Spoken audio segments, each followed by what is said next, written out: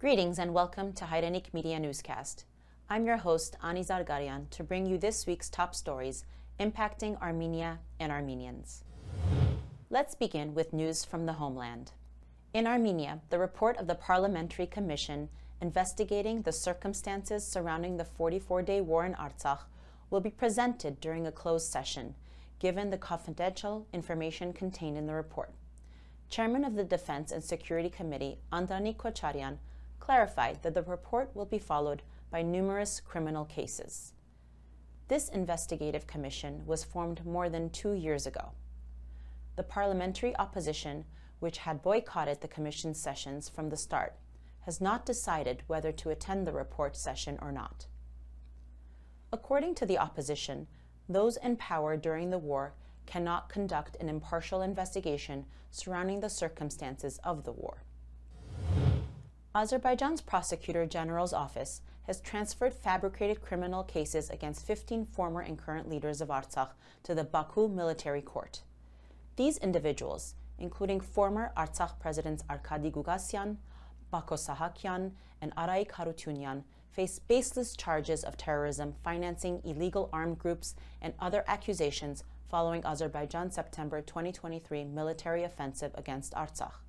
The detainees unlawfully imprisoned in Baku also include civilians and former officials such as Speaker of Parliament David Ishkhanyan, Defense Army Commander Levon Mnatsakanyan, and former Artsakh Minister Ruben Vardanyan, who has been charged with 45 new offenses, potentially resulting in a life sentence. In a related statement, Azerbaijan has called on Armenian authorities to cooperate in these politically motivated cases, further escalating tensions. On December 19, the European Parliament adopted a resolution condemning the repression of civil society, independent media, and political opposition in Azerbaijan. The resolution, passed with overwhelming support, demands the immediate release of political prisoners and calls for targeted sanctions against Azerbaijani officials responsible for human rights violations. The resolution specifically highlights the plight of 23 Armenian hostages, including former leaders of Artsakh, and urges their release. Members of the European Parliament also raised concerns over Azerbaijan's aggression and systematic violations of human rights, particularly targeting indigenous Armenians in Artsakh. In local news, U.S. Senators Gary Peters, Democrat Michigan, and Bill Cassidy, Republican Louisiana, have introduced bipartisan resolution condemning Azerbaijan's ethnic cleansing of Artsakh. The resolution calls for sanctions on Azerbaijani officials, the release of Armenian prisoners, and the prohibition of U.S. military aid to Azerbaijan. It also advocates for security guarantees and humanitarian assistance to displaced Armenians. The Swiss National Council, the lower house of the parliament, passed a motion calling on the government to host an international peace forum to discuss the safe return of Armenians to Artsakh. The motion was adopted with 96 votes in favor, 80 against, and 6 abstentions. The National Council believes that hosting such a peace forum is in keeping with Switzerland's humanitarian tradition and neutrality. The motion will be presented to the upper house. Azerbaijan's dictatorship has approved the 2025 state budget, featuring a massive increase in military spending.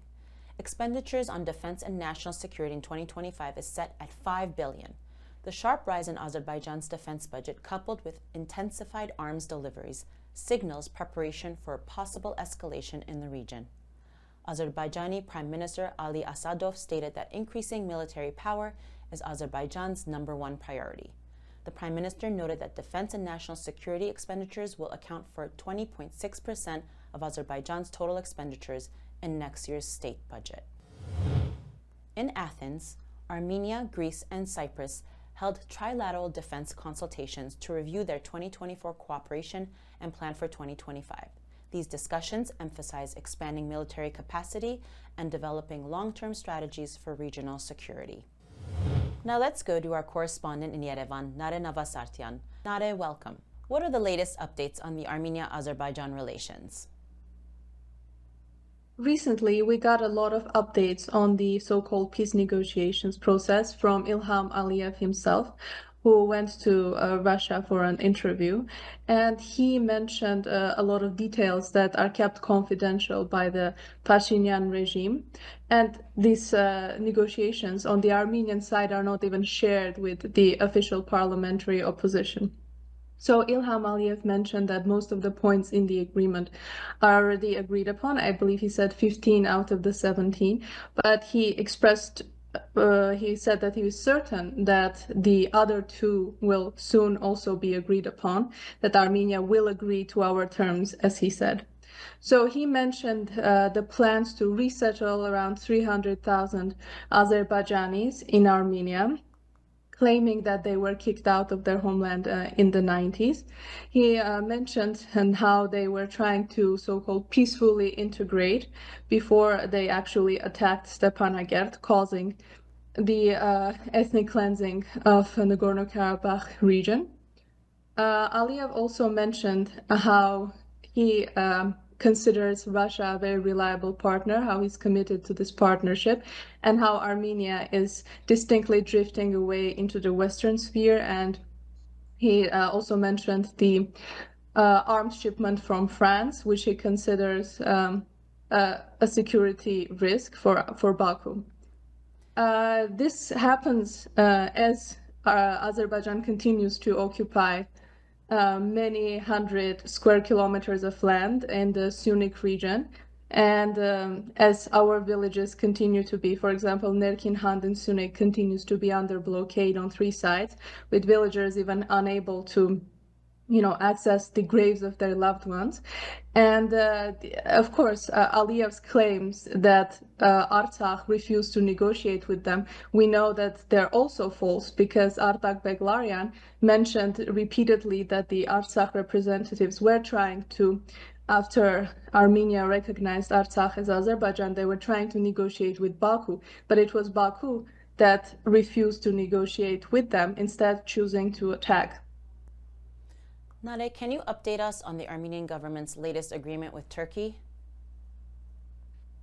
Recently, the Foreign Minister Mirzoyan at the Black Seas Cooperation Forum mentioned that there has been an agreement to assess the technical needs for opening the Gyumri-Kars railway, and they also mentioned that they welcome the Azerbaijani people to also use our railway infrastructure.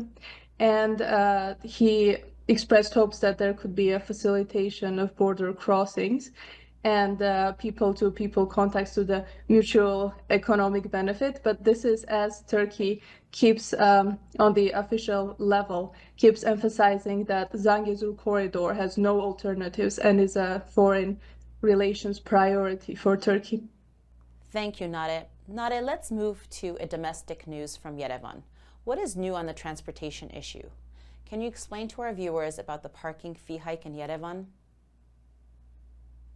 Well, the parking fee was planned to go up, and so was the transportation fare, but thanks to lawsuits from the Mairhastan faction of the Yerevan Council of Elders, it was postponed for 1 month. And of course, we expect the mayor to try to argue his case in court. But for now, the only news is that from January 1st, we are transitioning to a fully cashless system, and one private company, Telcel, will be given priority, will be fully implemented in this sphere of public interest.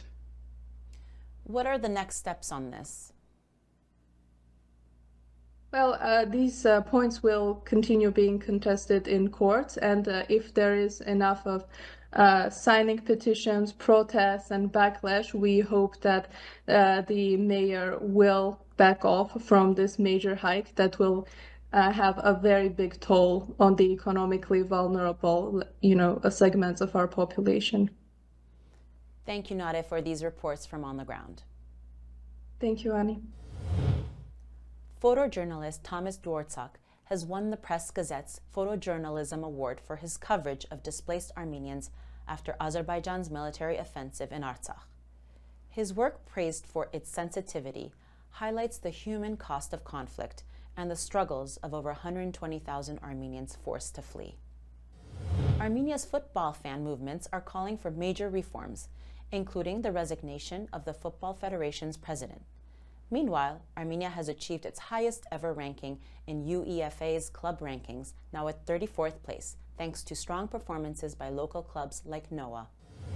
That's all for tonight's broadcast. Stay informed and stay safe. On behalf of Hairenik Media, we'd like to wish you all a Merry Christmas and a happy and healthy New Year.